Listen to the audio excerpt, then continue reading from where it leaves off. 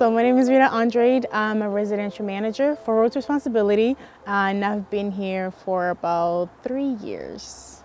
Right off of high school, I kind of didn't have any idea where I wanted to go, or what I wanted to do. And a friend actually referred me to the job, and I'm like, all right, great. So it'll be a good part-time while I'm going to college. So I interviewed, I got the position, and I started as a regular staff. And from then, I transferred to this house, and I started working with the individuals that we have here today. And ever since then, the position opened up for a manager, and I took it, because I wanted to do more impact. I wanted to help them more. It gave me a purpose, so to say, and I absolutely loved it. My name's Julia Baruza. I'm the residential nurse supervisor at Roads Responsibility.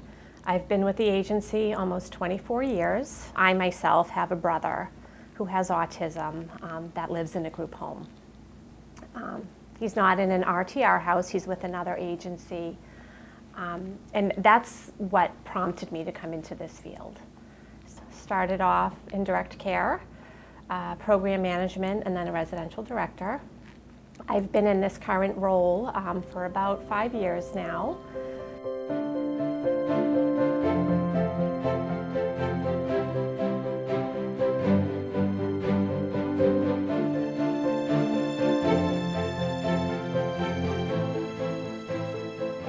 When I first came to RTR, I had a degree in psychology and special education. I was very much interested in working with this population. But as my experience grew within the agency and I became more and more involved in their medical appointments, I developed more of an interest in nursing. So later on in my time here at RTR, while I was still working for the agency, I got into a nursing program. And I've been in the nursing department here at RTR for 7 years now.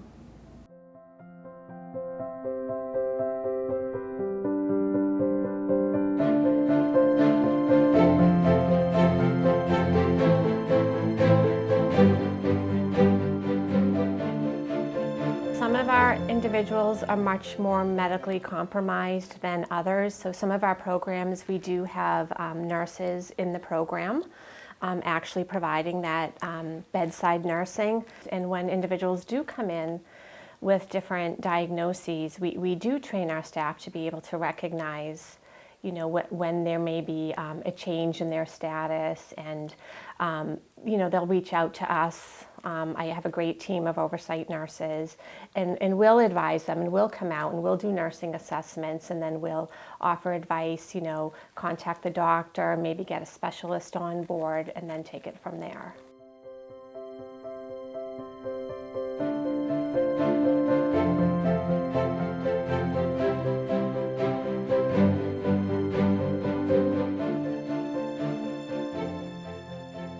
It was a facility with 15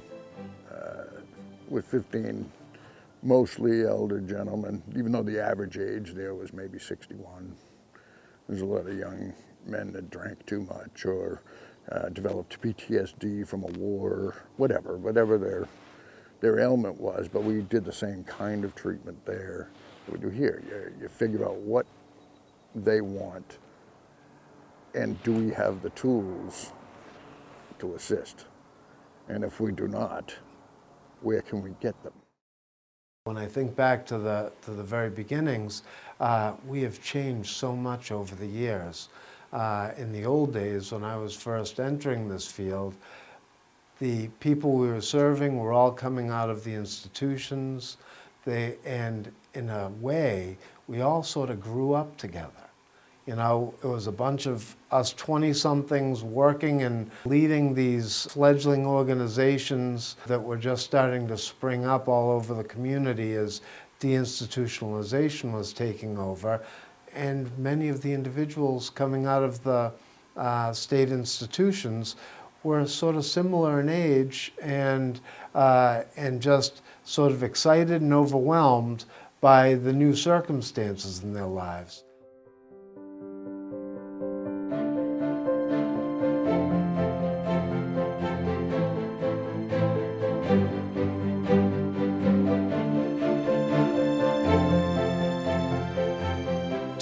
understand what's occurred, we have to remember that the people that came to us from the institutions came effectively from a life without choices. They were given suddenly a plethora of choices, which for some were really overwhelming. Everybody has issues. Everybody. I can't fix my car. Certainly needs a paint job. You know, but I have to assign that. I have to find somebody. I have to reach out and find somebody that knows how to clean my teeth professionally, fix my car professionally. I feel it's the same way. These are people that don't want the same things we do necessarily, but a lot of the very similar things. The real things, not the money, not the time. You know, those things don't rate, not as much as peace of mind, love, somebody who understands me. Isn't that what we all want? Somebody who understands us. Putting yourself in someone else's shoes will guide you on how to address them, how to talk to them, how to help them. I don't know, we do measure our success as a team based on our ability to get to know the people that live here.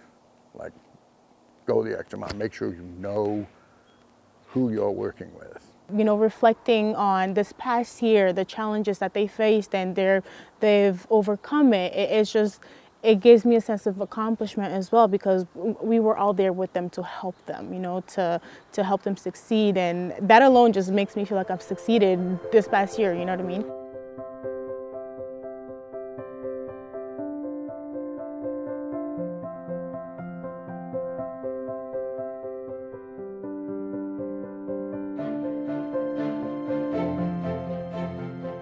Everything that I do now seems to be COVID related.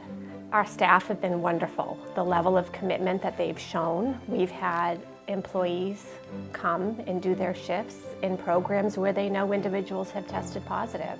At the end of the day, the individuals still need caregivers. And our staff has been amazing coming in and continuing to give that care, putting themselves at risk, and I'm really impressed. It's a life's journey, you know, we all have different paths, we all have, you know, our journeys, and it will take us somewhere eventually. Nobody has a crystal ball that will let you know where you're going. If we had one, we'd all be where we wanted to be.